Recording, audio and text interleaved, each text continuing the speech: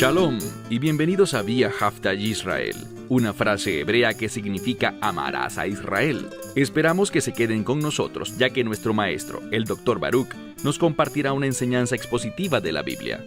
El Dr. Baruch es profesor titular del Instituto Zera Abraham, con sede en Israel. Aunque todos los cursos en el instituto se imparten en hebreo, el Dr. Baruch se complace en compartir esta enseñanza en inglés con doblaje al español. Para más información, visítenos en amarasaisrael.org o descargue nuestra aplicación móvil Mi Estudio Bíblico. Aquí está Baruch y la lección de hoy. No sé si piensas igual, pero a mí me encantan los nuevos comienzos. Creo que son una oportunidad para renovar nuestra relación con Dios, para oír su voz una vez más y para responder de una manera que le agrade a Él.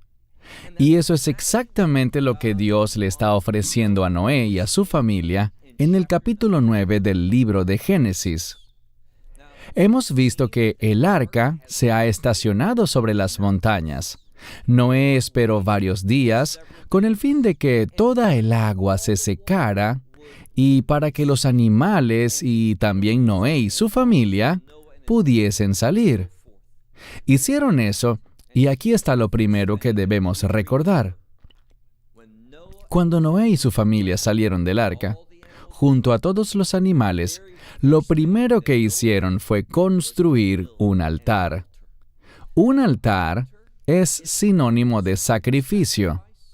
Y en este caso el sacrificio es realizado como un instrumento de adoración. Así que vemos que Dios salvó a la especie humana. Él nos demostró su misericordia, su gracia y su bondadoso amor, con el fin de que pudiésemos tener una oportunidad para adorarle a Él. Y entendamos algo. Esa adoración no tiene como fin hacer sentir bien a Dios. Dios está completo, Él es perfecto y no necesita nada. Así que siempre que Él exija algo de nosotros, tiene como fin nuestro propio bien. Cosas buenas suceden cuando adoramos a Dios. Cosas buenas suceden cuando hacemos sacrificios de acuerdo con su voluntad, propósitos y planes en este mundo. ¿Y cuál es uno de los mayores resultados que se producen con la adoración? Bien, busquen por favor el capítulo 9 de Génesis, verso 1. El contexto es una experiencia de adoración, y noten lo que dice Dios, verso 1 de Génesis 9. Y Dios bendijo a Noé y a sus hijos. La adoración, cuando adoramos adecuadamente, cuando presentamos las ofrendas que Dios desea, ¿cuál es el resultado? Su bendición. ¿Significa eso que la bendición viene naturalmente? No es así. Existe una herramienta o un instrumento que nos ayuda a ser bendecidos.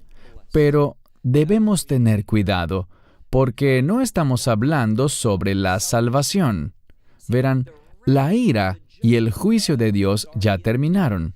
Estos 8 individuos han atravesado el juicio de Dios. En otras palabras, ellos, por su fe, una fe manifestada con el hecho de que entraron al arca, lograron por esa fe ser salvos de la ira de Dios. Y ahora el juicio ha pasado y debemos preguntarnos, ¿cómo estos individuos que fueron salvados por Dios, cómo deben ellos vivir ahora? ¿Y cuál será el fundamento de su vida? La adoración. Y algo que está estrechamente relacionado con la adoración es el sacrificio, las ofrendas, dar de lo que tenemos, con el fin de manifestar nuestro amor, nuestro compromiso con Dios y con sus propósitos. Y hacer eso representa una oportunidad para recibir su bendición. ¿Por qué digo que es una oportunidad? Bien, fíjense en el contexto del capítulo 9, verso 1. Y Dios bendijo a Noé y a sus hijos. ¿Cómo lo hizo? Sigamos leyendo. Pues Dios les dijo a ellos, sean fructíferos y multiplíquense y llenen la tierra. Aquí aprendemos algo. Dios los bendijo. ¿Pero cómo lo hizo?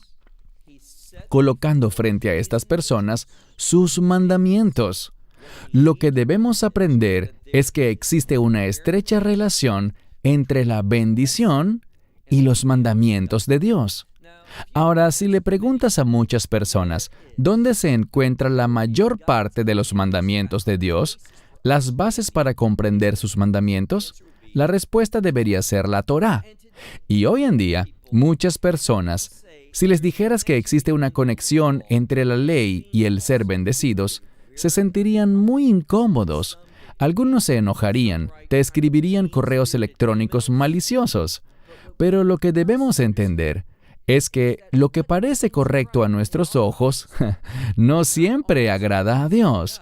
Aun si eres un creyente, siempre debemos formar nuestra perspectiva basados en la palabra de Dios. Y cuando Moisés presentó la Torá, es decir, la ley, a Israel, les dijo: pongo ante ustedes en este día la vida y la muerte, la bendición y la maldición. Así que si queremos tener la luz que Dios quiere brindarnos, si queremos experimentar su bendición, los mandamientos, que no nos salvan ni nos justifican, pero estos mandamientos pueden ser usados para que experimentemos la bendición. Dios aquí, en el verso 1, le está dando a Noé y a su familia la oportunidad para encontrar su bendición. No es algo controversial, es una declaración muy sencilla y directa. Verso 1 de nuevo. Y Dios bendijo a Noé y a sus hijos, y les dijo: sean fructíferos y multiplíquense, y llenen la tierra. ¿Qué pudiéramos aprender de esto? Multiplíquense y llenen la tierra. En ese momento solo existían 4 parejas de seres humanos, y la Tierra era un planeta muy extenso, como lo sigue siendo. Llenar la Tierra, quiero decir, Dios le estaba dando al ser humano una tarea enorme. ¿Qué podemos aprender de eso? A Dios le gusta la abundancia. Cuando obedecemos a Dios, el resultado será la abundancia. Ahora, ¿podríamos decir esto mismo de otro modo? Claro que sí. Otra palabra que pudiésemos utilizar es prosperidad. Bien, he dado conferencias en todo el mundo y me gusta observar a la gente cuando les hablo, y en muchas ocasiones, cuando digo cosas así, puedo casi anticipar cuál será la respuesta. Y si digo algo diferente, obtendría una respuesta totalmente distinta. Cuando utilizo el término prosperidad en mis enseñanzas, la gente se emociona, empiezan a mirarme y prestarme más atención. Y eso está bien. Pero cuando yo digo prosperidad, no necesariamente estoy hablando sobre dinero, o bienes materiales, o el éxito en alcanzar nuestras metas. No, la prosperidad significa ser capaz de cumplir en abundancia los planes de Dios. Cuando hablemos de prosperidad y hay una conexión entre la prosperidad y la abundancia, ¿sabes en qué debes pensar? En la gloria de Dios. Si eres sabio, tomarás nota de esto, lo escribirás al margen de tu Biblia, lo pondrás en tu diario, lo memorizarás. Existe una conexión bíblica entre la prosperidad y la abundancia de la gloria de Dios. Lo que Dios revela aquí es esto. Cuando yo me someto, cuando obedezco, cuando le digo que no a mis deseos, mis planes y anhelos, cuando me decido a reemplazar todo eso por la voluntad, el programa y el plan de Dios para mi vida, cuando yo hago eso, puedo esperar confiadamente que vendrá una abundancia basada en la sumisión, en la obediencia, cumpliendo la voluntad de Dios, y que se manifestará así la prosperidad y la abundancia de la gloria de Dios en mi vida. ¿Qué dijo el Mesías? Ellos verán sus buenas obras y le darán la gloria a Dios. ¿Qué causará que la gente dé gloria a Dios? La manifestación de su gloria. Y hay una conexión entre la gloria de Dios y la presencia de Dios. Cuando vivimos en obediencia, de nuevo, no les hablo ahora sobre el mecanismo para ser salvo. Creo que estoy hablando con personas que ya han experimentado la salvación. Y ahora ustedes quieren ser usados con el fin de manifestarle a otros que Dios habita en ustedes, que son templo del Espíritu Santo. Siendo así, nuestro máximo deseo es que la prosperidad, que la abundancia de la gloria de Dios sea vista en nuestra vida. De eso se trata la prosperidad.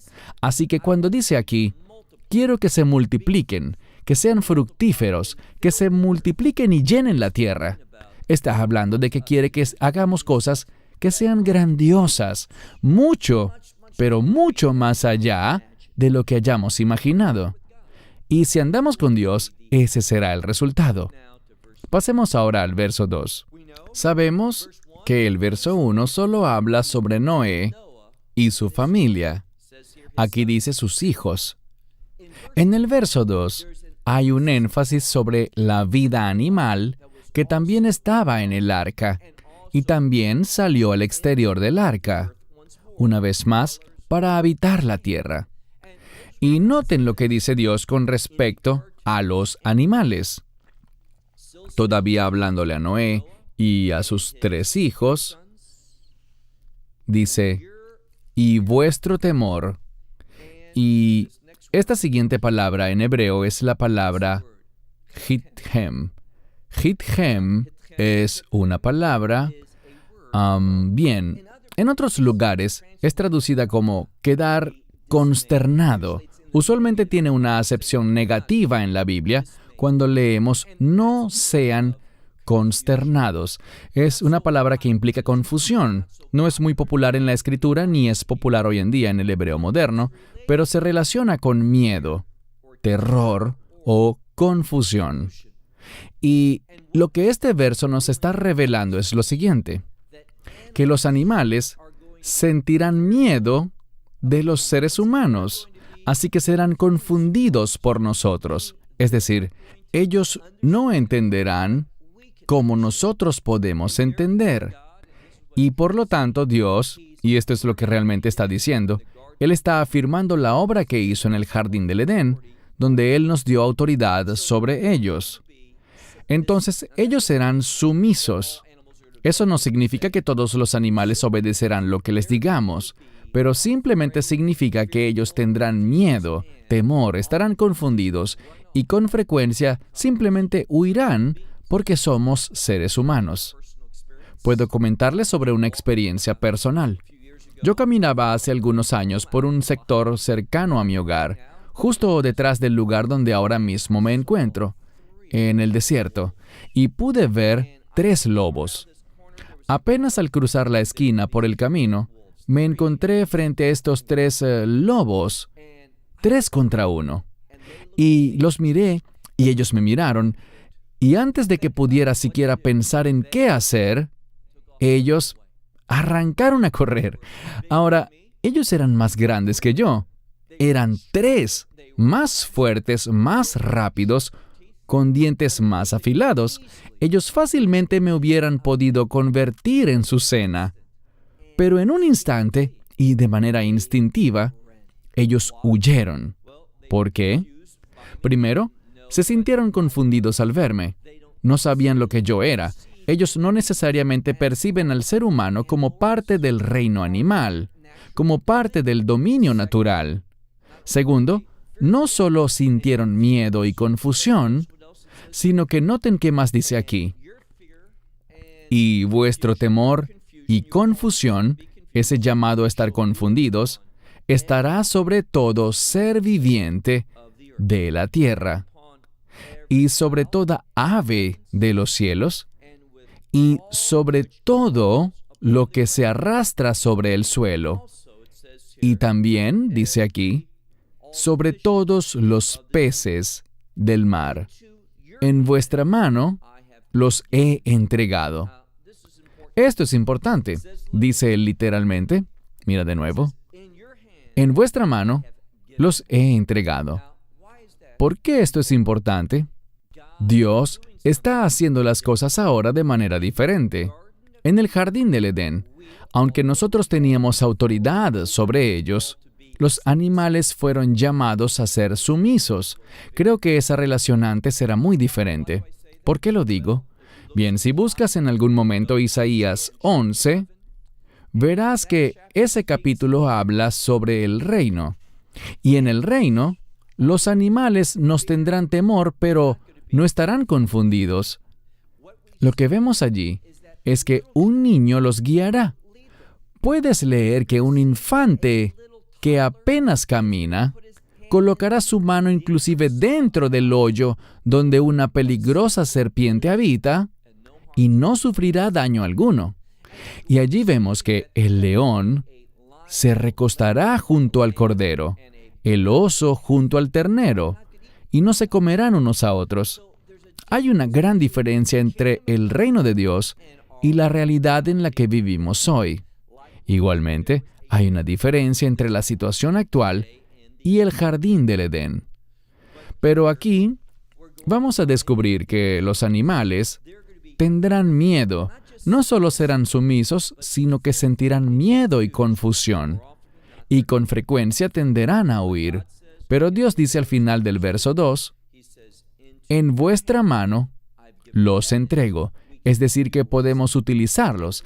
¿Y de qué nos habla esto? Bien, si quedan dudas, lo leeremos en breve, pero te daré la respuesta de una vez. En vuestra mano los entrego. Tiene que ver con comer de ellos. Y de nuevo, aquí también hay una diferencia, porque en el jardín del Edén, el hombre podía alimentarse de toda la vegetación, excepto, por supuesto, del árbol del conocimiento del bien y del mal, ubicado al centro del jardín, que estaba prohibido. Pero todo el resto de la hierba, vegetación, frutas y demás, se podía comer. Aquí dice algo diferente. Leamos ahora el verso 3. Todo lo que se arrastra, o toda cosa que se arrastra y tiene vida, para ustedes será como alimento, así como toda hierba verde. Así que, aquí vemos lo que en hebreo llamamos el hidush, la novedad. Anteriormente estaba prohibido alimentarse de animales, pero ahora Dios está diciendo que nos está entregando a los animales en nuestra mano como alimento. Tal como podíamos comer todos esos vegetales y frutas, ahora podemos comernos a todos los animales sin restricción. Ahora recuerden, no es sino hasta que Israel rechaza a Dios que vemos que la Torá queda establecida por medio de Moisés. Y en esa Torá hallamos las leyes alimenticias, el kashrut, o lo que usualmente llamamos en español comida kosher. Pero en este punto no había kashrut, no había lo que consideramos adevar kasher, adevar asur. Nada de eso. Nada se consideraba kosher o no kosher, alimentos permitidos o prohibidos. Todos los animales se podían comer, pero hay una restricción importante. Leamos ahora al final del verso 3. Dice, les he entregado a ustedes et kol, que significa, les he entregado todo, toda la vida animal. Pero leamos el verso 4. En el verso 4 está la prohibición. Y permítanme presentarles esto diciéndoles lo que vamos a aprender. Y esto es que en los próximos versículos veremos la importancia de la sangre desde la perspectiva de Dios. Vamos a ver que a pesar de que se podía comer cualquier animal, la sangre no podía ser comida, y había una gran penalidad para todo el que lo hiciera, para el que violara esta ley. Vayamos de nuevo al texto. Leamos juntos el versículo 4. Pero, esto remarca la excepción, pero la carne con su vida, ¿y qué significa la carne con su vida? Aquí lo dice, con su sangre, no comerán. Bien, vemos aquí una construcción muy importante en el texto hebreo. Dios nos está enseñando algo y se trata de un principio muy importante que se relaciona con el Evangelio. Porque todos estábamos muertos en nuestros pecados y transgresiones. Esa era nuestra condición anterior. ¿Y qué cambió eso? El derramamiento de la sangre del Mesías. No sé por qué razón, pero se ha vuelto muy popular una enseñanza según algunos individuos que dicen que no existe importancia alguna en el fluido, hablando sobre la sangre del Mesías. Ellos señalan que sencillamente lo importante es la muerte en sí. Y su muerte sí es importante, pero su sangre debe ser enfatizada, tal como lo leemos en el relato del Éxodo, que nos da el contexto, el fundamento y el paradigma para entender nuestra redención. Y hay una conexión entre la redención y la salvación. La redención y la intimidad. Entrando en una relación con Dios, no hay intimidad ni relación con Dios si no hay redención. Y Dios nunca dijo: miraré a ese Cordero de Pascua muerto y recordaré mi promesa y pasaré sobre ustedes. No es lo que dice. Dice: miraré la sangre. La sangre que ustedes manipulen adecuadamente, colocándola en los mesesot, los postes de sus puertas, y en el mashkov, sobre el dintel de sus puertas. Él mirará la sangre. La sangre es altamente significativa. Y por esto, esos individuos que se están alejando de la sangre del Mesías, esos individuos están haciendo esto porque se están alejando del entendimiento de que la Torá todavía tiene revelación para nosotros. Leamos de nuevo el texto en el versículo 4. Pero la carne, con su vida, con su sangre, en otras palabras, no comerás. Pasemos ahora al verso 5. En el verso 5, veremos que si esto es violado, habrá una seria consecuencia. Permítanme simplemente señalar que si tú eres una persona que piensa: oh, este es el Antiguo Testamento, yo considero que el Nuevo Testamento es mucho más relevante. Déjame decirte que si vas al libro de Hechos capítulo 15, allí se habla sobre qué compartir con los nuevos creyentes gentiles. Y una de las cosas que Santiago, o Jacob, que era el líder de los creyentes en Jerusalén, lo que él indicó, y esto fue durante el tiempo de Pablo, él indicó que quedaba prohibido comer la carne con su sangre. De hecho, no se permite comer sangre bajo ninguna circunstancia. Así que leemos aquí en el verso 5, y la sangre de vuestras almas. Ahora, la palabra aquí, nephish, usualmente se traduce como alma. Puede ser traducida como persona o como ser viviente, y tiene que ver con un cuerpo vivo, cuando el alma todavía está allí. Así que lo que dice este pasaje es que si vuestra sangre todavía está en vuestra alma, y la implicación es que si alguien la toma o la come, él dice: yo reclamaré la vida de aquel hombre. Entonces, si manipulamos mal la sangre, eso producirá muerte, producirá el juicio de Dios. Todo eso que vemos en el verso 5 es simplemente Dios advirtiéndonos que esto es importante. La manera como entendamos la sangre y cómo respondamos y nos conduzcamos con respecto a ella tiene serias implicaciones. Y va más allá al punto de decir lo siguiente: yo la reclamaré, enfocándonos en el final del verso 5, y de la mano del hombre, de la mano del hermano del hombre, reclamaré la vida de ese hombre. ¿Por qué?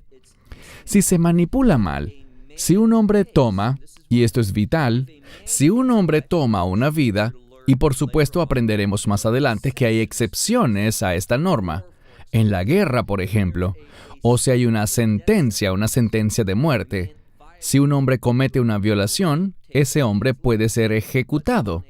Pero en líneas generales, está prohibido matar. Es lo que Dios está diciendo aquí. Y se hace más y más interesante, porque aquí lo que dice En este pasaje, mira de nuevo, regresemos al verso 5. Pero su sangre, para vuestras almas o de vuestras almas, yo reclamaré de la mano de una bestia, de un animal, la reclamaré. Y si un animal, me había saltado esta parte anteriormente, si un animal toma la vida de un ser humano, Dios exige que ese animal muera. Además, si el hombre no hace eso, Dios se encargará por él mismo. Él la reclamará. En segundo lugar, por la mano del hombre, un hombre, por la mano del hermano del hombre, es decir, si la mano de un hombre toma la vida de su hermano, yo reclamaré la vida de ese hombre. Y lo deja bien claro. Verso 6. Aquel que derrame la sangre de un hombre, por ese hombre, su sangre será derramada. Así que estamos hablando de un castigo. Dios exige, tal como dijo que el animal debía morir, Dios exige que la sangre de ese hombre que mató a otro hombre también sea derramada. En ese sentido, ¿por qué razón? Leamos ahora el final del verso 6. Él hace esto porque a imagen de Dios, Él hizo al hombre. Esta escritura, por supuesto, es una cita del mismo libro de Génesis, anteriormente en el capítulo 1, y tiene grandes implicaciones porque a imagen de Dios, el hombre fue hecho. Dios hizo al hombre y, por supuesto, esto es inclusivo, implica también a la mujer. Esto habla sobre el hecho de que somos llamados a reflejar la gloria de Dios. Y si nos quitan la vida de manera injusta, impropia, eso ataca la mismísima gloria de Dios. Y por lo tanto se producirán serias consecuencias. Avancemos ahora al verso 7. Él reitera aquí lo que dijo anteriormente. Sean fructíferos y multiplíquense, pero vemos un cambio. En vez de la frase llenen la tierra, dice la palabra shertzu. Shertzu, bueno, versos atrás en la Escritura nos topamos con esta misma palabra y significa algo como multiplicarse. Es un término que tiene que ver con hacer algo de manera abundante. Simplemente es un término que nos da un entendimiento correcto, que cuando nos dijo llenen la tierra, es que lo hagamos de una manera abundante. A Dios, una vez más, no le gustan las cosas pequeñas. Él dice, no desprecien los inicios pequeños, pero Él no quiere que las cosas se queden así de pequeñas. A Dios le gusta lo grandioso, la abundancia. ¿Qué dice la Escritura en Lucas? Cuando Dios da, Él da en una medida buena, apretada, remecida y rebosante. Así que esta palabra busca decirnos que Dios quiere que nosotros cumplamos íntegramente estos mandamientos.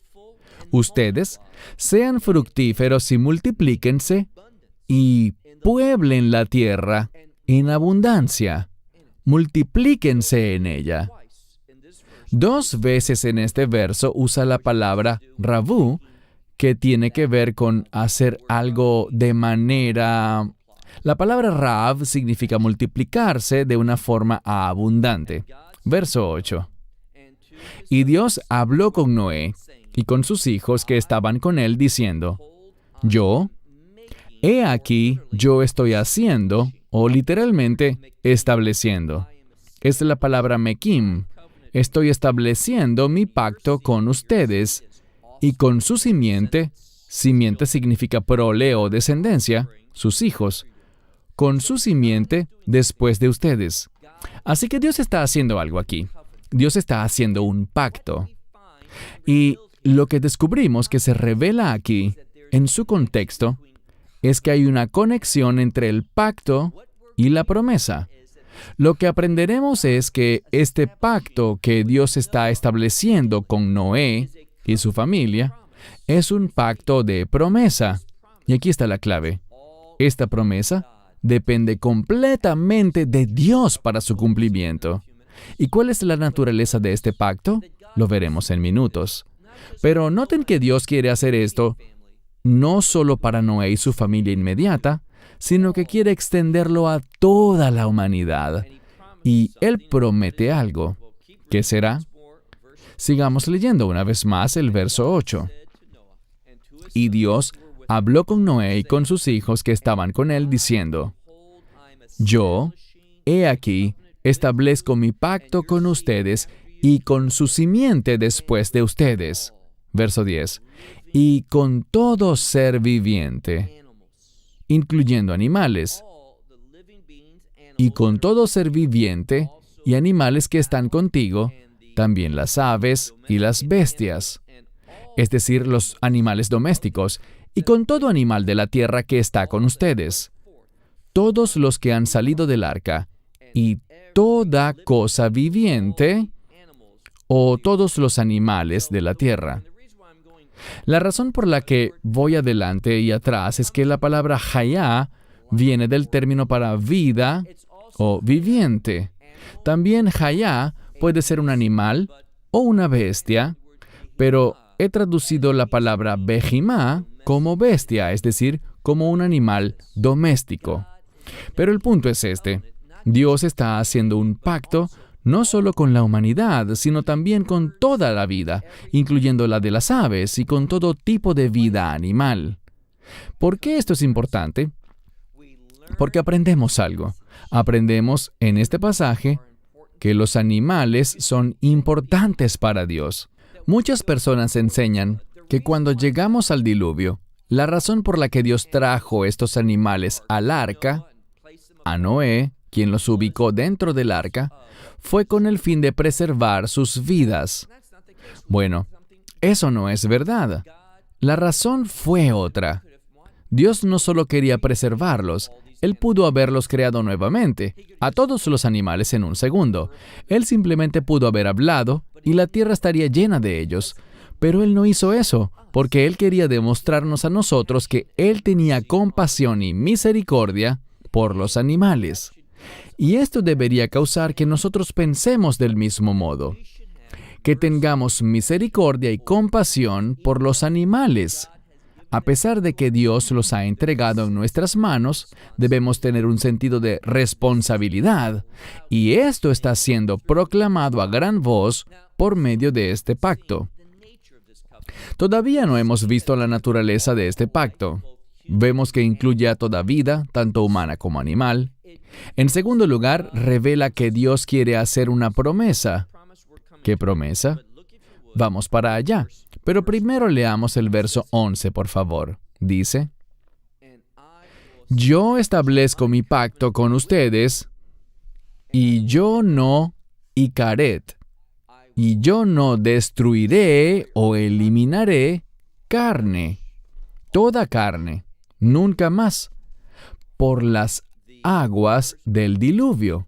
Y ya no habrá de nuevo un diluvio que destruya la tierra. Así que aquí está la promesa de ese pacto que Dios está haciendo, que Él no destruirá al mundo de nuevo por medio de Mei Mabul, es decir, por las aguas de un diluvio. Ahora, debemos tener cuidado porque muchas personas quieren decir que Dios nunca destruirá este mundo. Bien, Dios producirá gran devastación en este mundo. Todo aquel que no viva por la fe, que no entre en pacto con Él, que no persiga las promesas de Dios, será destruido. Y será destruido por fuego que caerá directamente del cielo y por medio de otras catástrofes y sucesos que se llevarán a cabo durante la ira de Dios. Pero Él promete aquí nunca más destruir el mundo, ni lo que hay en él, por medio del agua de un diluvio. Es lo que dice aquí. Pasemos al verso 12. Y Dios dijo: Esta es la señal del pacto que yo establezco entre yo y ustedes, y entre todos los seres vivientes, es decir, los animales, que están con vosotros, a través de Leiderot Olam, podrías decir a través de las generaciones del mundo. Él hace esto como una promesa, y dice aquí: esta será mi... y usa la palabra oath, mi señal. Hemos hablado sobre el significado de la palabra oath. Tiene que ver con un suceso milagroso que solo Dios puede hacer y no deja nada a la imaginación. Un oath es algo que Dios y solo Dios puede hacer. ¿Y qué hace Dios? Noten lo que dice. Una vez más, verso 12. Y Dios dijo, esta es mi señal milagrosa, oath, la señal del pacto, el cual estoy dando o estableciendo entre yo y ustedes, y entre todo ser viviente que esté con ustedes durante las generaciones de este mundo.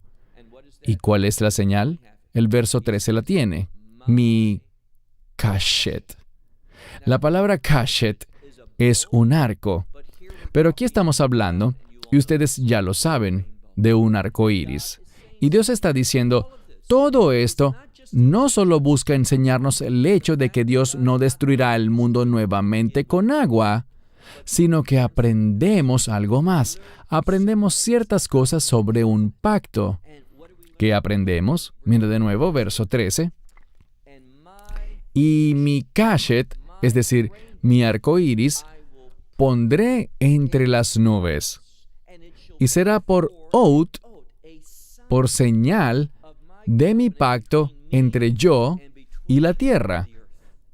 Ahora, él concluye este verso no solo diciendo con todo ser viviente, sino que lo extiende más para incluir a toda la tierra. Verso 14. Y acontecerá, y la siguiente palabra es interesante porque literalmente es la palabra para nube. La mayoría lo traduce como un verbo. Dice aquí, cuando yo traiga una nube sobre la tierra, aparecerá un arco iris en la nube. Pero en realidad podrías traducirlo un tanto diferente. Y habrá en mi nube, en una nube sobre la tierra, está siendo específico. En mi nube, Él elegirá una nube específica. No podrás ver esto en todas las nubes. Solo lo podrás ver en la nube que Él elegirá, y habrá una señal que se verá sobre la tierra. Y aparecerá un arco iris en la nube. Verso 15. Les mencioné que vamos a aprender algo sobre un pacto. Compartí con ustedes que hay una conexión entre la palabra leskor, recordar, y la palabra pacto. Ellas van juntas, y esta es una de las bases para tener este tipo de postura. Mira, por favor, el verso 15. Y yo recordaré mi pacto, el cual es entre ustedes, dice, entre mí y ustedes, y con todo ser viviente, de toda carne, y nunca más se convertirán las aguas en diluvio para destruir toda la tierra. Entonces Dios mirará eso y recordará. ¿Por qué eso es importante? ¿Qué busca enseñarnos? Bien, ¿acaso se encuentra el mundo actual algo menos corrompido de lo que estaba en Génesis capítulo 6? La respuesta es no, no es así. Probablemente ahora estemos más corrompidos. Así que, ¿por qué Dios no viene y destruye al mundo? Porque hizo una promesa. Él quisiera, su carácter causaría que Él traiga destrucción sobre toda esta maldad. Pero no es así. ¿Por qué? Por el pacto. Aquí hay otra cosa importante que debemos resaltar. Hay poder en un pacto. Cuando Dios ve el pacto, éste tiene el poder de hacer ¿qué? Éste tiene el poder de detener el juicio de Dios. Y de nuevo, de ninguna manera esto ataca la soberanía de Dios. Dios estableció esta ley y Él lo hizo para enseñarnos una lección. Verán, el mundo merece el juicio de Dios. Ahora mismo, deberíamos tener otro diluvio. Ya mismo, debería iniciarse una gran tormenta. Merecemos ser borrados del planeta. ¿Y qué causa que Dios no haga eso? El hecho de que Él promulgó un pacto. Y hay poder en ese pacto. Cuando Dios ve ese arco iris, Él lo recuerda. ¿Qué significa eso? Lo está poniendo en términos que nosotros lo podamos entender. Cuando hay un pacto, eso causa que Dios recuerde sus promesas, y si las recuerda, ellas ejercerán su beneficio sobre nosotros. Verso 15. Recordaré mi pacto, el cual es entre yo y ustedes, y entre todos los seres vivientes, con toda carne. Y consiste en que las aguas del diluvio nunca más destruirán a toda carne. Verso 16. Y el arco iris estará en la nube, y lo miraré, y recordaré Brit Olam, mi pacto eterno. Esta es una declaración importante. Estamos llegando a uno de los principios más vitales que aprenderemos aquí, porque esa frase Brit Olam, y hoy en día vivimos en un tiempo maravilloso porque podemos tomar nuestro teléfono o entrar en nuestras computadoras y simplemente poner la frase Brit Olam, pacto eterno. ¿Qué aprenderemos? Este es un término profético. Usualmente no lo vemos. Anteriormente no lo vimos en lugares como este. Es común verlo en profecías, en textos relativos a los últimos días. Lo veremos en referencia al nuevo pacto, el cual es un pacto eterno. Así que, ¿por qué vemos aquí esta frase Brit Olam, pacto eterno, pacto de reino? La palabra Olam también puede entenderse como una referencia al reino. ¿Por qué aparece aquí? Porque Dios busca enseñarnos un propósito. Si uno tiene un pacto con Dios, Él tiene una promesa para uno. Y este pacto tiene el poder para asegurarse de que la promesa de Dios siempre se mantenga.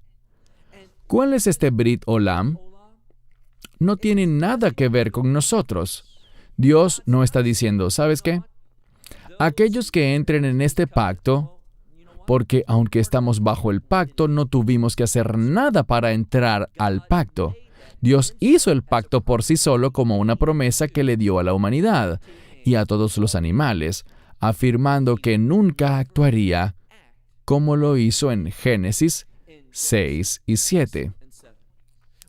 Cuando vio la corrupción, la perversión, la maldad en nuestros corazones y fue movido por su justicia a castigarnos, Él dijo, yo no volveré a hacer eso de la misma forma. A pesar de que este año, el año pasado, hace 10 años, hace 100 años, hace 1000 años, merecíamos un diluvio así, Dios dijo que no volvería a hacerlo debido a su pacto. Ahora, Él sí destruirá este mundo, pero con fuego, con el fuego de su ira. Pero, si tenemos el otro Brit Olam, aquel al cual los profetas se refirieron, aquel que fue establecido y ratificado por el Mesías Yeshua y su sangre, entonces ya no tendremos que experimentar esa ira de Dios. Él recordará ese pacto y nos removerá, de modo que no probemos la ira de Dios. Mira de nuevo el verso 16. Y el arco iris estará en la nube, y lo veré, y recordaré mi Brit Olam, este pacto eterno entre Dios y todo ser viviente, con toda carne que se encuentra sobre la tierra. Verso 17. Y Dios le dijo a Noé, esta es la señal de mi pacto, el cual he establecido entre yo y toda carne que está sobre la tierra.